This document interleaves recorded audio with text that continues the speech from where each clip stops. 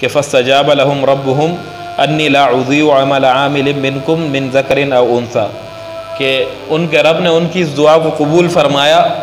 اور یہ بھی فرمایا کہ میں تم میں سے کسی کے عمل کو ضائع نہیں کرتا، میں تم میں سے کسی کے بھی عمل کو ضائع نہیں کرتا، چاہے وہ مرد ہو یا عورت ہو، تم ہی میں سے بعضوں میں سے بعض ہو۔ اللہ تبارک و تعالیٰ کے پاس کوئی معیار ایسا نہیں کہ اللہ تبارک و تعالیٰ نے یہ لکھ رکھا ہو کہ میں نیکی مردوں کی تو قبول کروں گا اور عورتوں کی قبول نہیں کروں گا،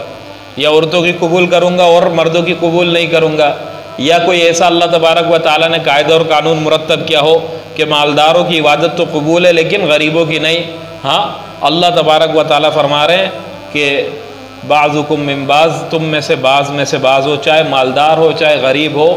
جو بھی نیکوکار ہوگا، جو نیک عمل کرے گا، اللہ تبارک و تعالیٰ اس کی محنت کو ضائع نہیں کریں گے۔ اللہ تبارک و تعالیٰ کسی کی محنت کو ضائع نہیں کرتے۔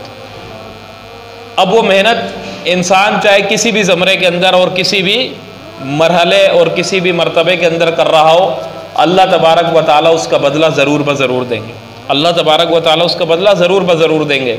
اور اللہ تبارک و تعالیٰ اپنے بندہ مومن پر اتنے مہربان ہیں کہ اس کے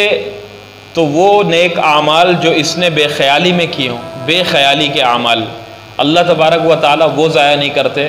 پھر وہ عمل جو انسان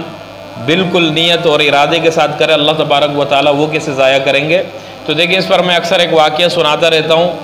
کہ ایک بزرگ ہیں یحییٰ بن معاذ رازی رحمۃ اللہ علیہ، جو اپنے وقت کے تصوف کے بہت بڑے امام ہیں، بڑے اللہ والے تھے، لیکن ابتدائی دور کے اندر وہی جو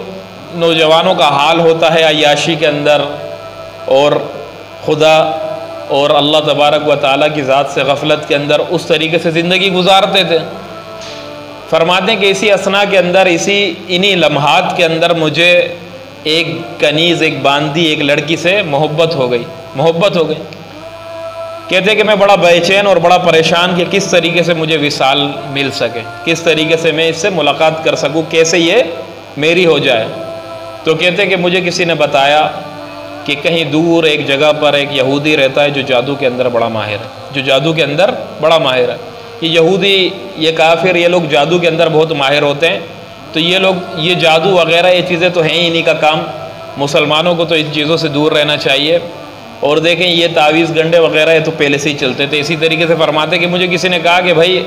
وہ یہودی بڑا تیز جادوگر ہے، بہت زبردست عامل ہے، تو اس کے پاس چلا جا۔ اور یہ ہمارے مسلمانوں کا آج کل حال ہے کہ دیکھیں، تبھی تو میں اکثر منع کرتا ہوں ان چیزوں سے، ان چیزوں میں نہیں پڑھنا چاہیے کہ معال اور آخر میں انجام یہی ہوتا ہے کہ پھر انسان پڑھتا ہے کہ ان کافروں کے ہاتھ میں جا کے پڑ جاتا ہے۔ اور ہم نے دیکھیں باقاعدہ اچھے خاصے دیندار، ایک ایسا بندہ دیکھا جو میں نے عالم تھا، اور اس کی گھر والی کو بس عاملوں نے بتایا کہ اس کو بھئی اثر ہو گیا اور جن ہے۔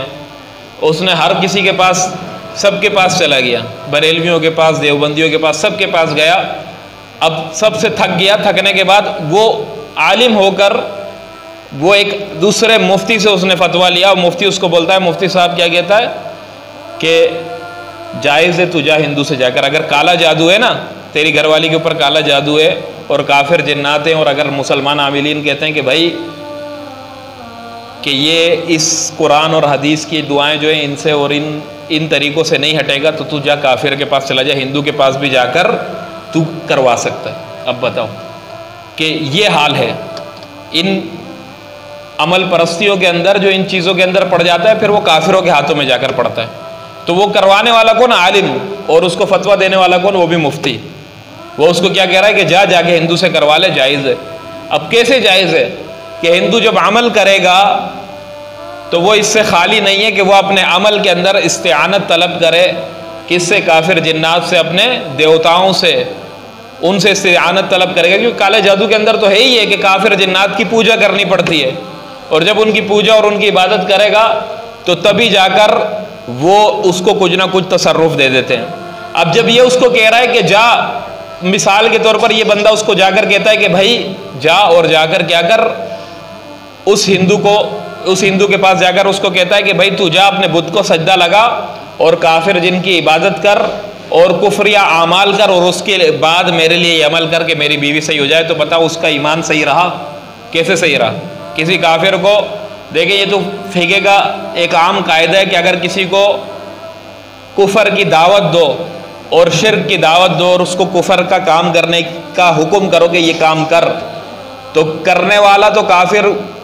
تب ہوگا جب وہ کرے گا، لیکن یہ حکم کرنے والا پہلے کافر ہو جائے گا، حکم کرنے والا پہلے کافر ہو جائے گا کہ یہ رضا الرضا بالکفر کفر، فقہاء نے لکھا ہے کہ کفر کے ساتھ راضی رہنا کفر ہے،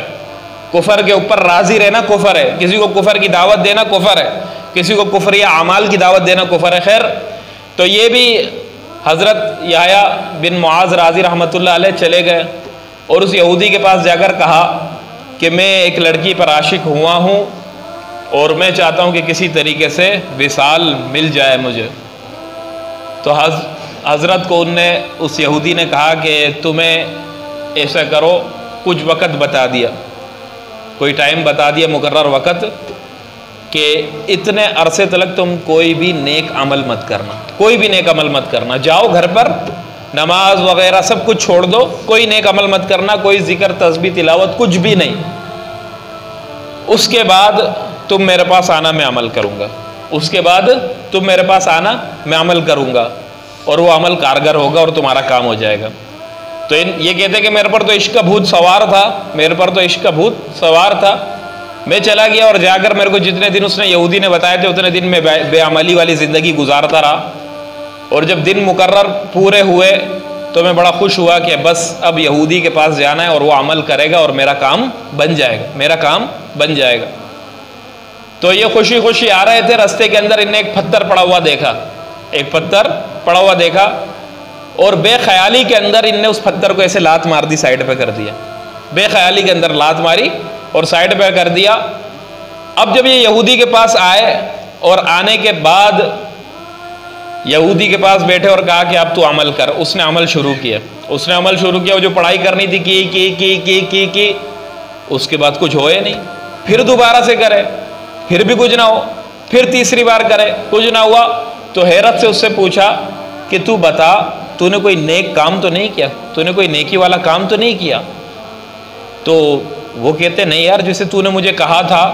میں تو بالکل اسی طرح بے عملی کی زندگی گزارتا رہا، اور یہ وقت مقرر جب پورا ہوا تو میں آ گیا تیرے پاس۔ اس یہودی نے کہا پھر بھی ذرا دماغ پر زور ڈال، شاید تجھ سے کوئی نیکی کا کام ہوا ہے، تبھی تو میرا عمل کارگر نہیں ہو رہا۔ تو خیر حضرت فرماتے ہیں کہ جب میں نے غور کیا تو میں نے کہا یار اور تو کچھ نہیں ہے، بس آتے ہوئے رستے پر ایک پتھر پڑا تھا، اس کو میں نے بے خیالی میں لات مار دی تھی، جان بوجھ کے ارادے کے ساتھ نہیں کہ مجھے نیکی ملے گی، بے خیالی میں لات ماری تھی۔ تو یہودی ایک دم چونکا اور